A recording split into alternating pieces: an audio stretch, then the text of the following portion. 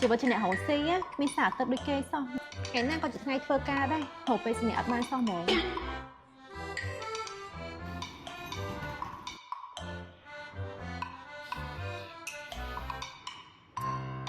nhóm á nè thưa ca cả hai của sờn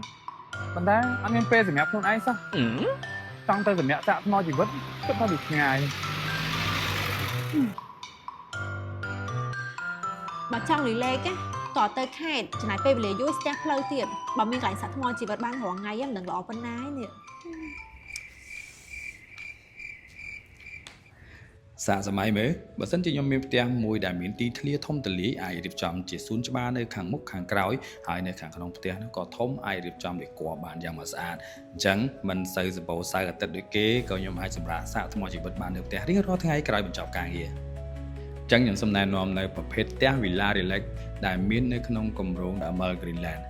3នាទីពីរបបមួយគួរស្រូវ15នាទីទៅ Eon 3ជាតំបន់ទីតាំងដែលមានសក្តានុពលអភិវឌ្ឍខ្លាំង Relax Villa គឺជាប្រភេទផ្ទះរស់នៅបែបឯកជនភាពផលិតភាពផាសុកភាពជាមួយនឹងរចនាបថទំនើបបែបស៊ីវិល័យនិយាយចំទៅគឺម៉ូដថ្មីតែម្ដងពីខាងណាទៅក៏ធំទូលាយដែរទាំងបន្ទប់ទទួលភ្ញៀវតុបាយចង្ក្រានបាយបន្ទប់ខាងក្រោមហើយនិងជាន់ខាងលើ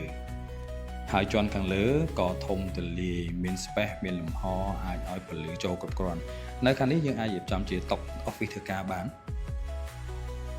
តោះឥឡូវមកមើលបន្ទប់មេគ្រួសារវិញឃើញថាចូលមកដល់ទីតាំងធំទូលាយធ្វើឲ្យខ្ញុំមានអារម្មណ៍ថាខ្ញុំមានសេរីភាពនៅក្នុងជីវិតមែនទែនមានវេរ៉ង់ដាដែលខ្ញុំអាចចេញទៅដកដង្ហើមស្រូបយកខ្យល់អាកាសបរិសុទ្ធពេលព្រឹកព្រលឹមឬក៏ពេលល្ងាចហើយអ្វីកាន់តែពិសេសនោះគឺបន្ទប់មេគ្រួសារគឺមានបន្ទប់ដាក់សម្លៀកបំពាក់ដាច់ដោយឡែកសម្រាប់នៅជាន់ខាងលើ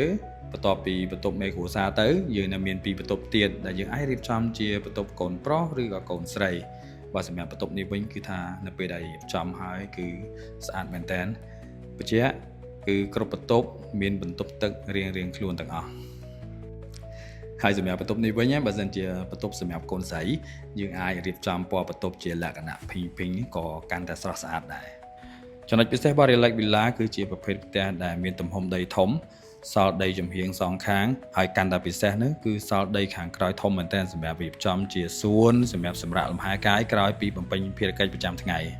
ហើយសម្រាប់ព័ត៌មានលម្អិតពីទំហំដីទំហំផ្ទះអាចទំនាក់ទំនងមកតាមលេខទូរស័ព្ទឬក៏ link Telegram នៅក្នុងវីដេអូនេះពួកខ្ញុំរីករាយប្រឹក្សាផ្ដល់ព័ត៌មានលម្អិតជូនដល់អតិថិជនទាំងអស់គ្នា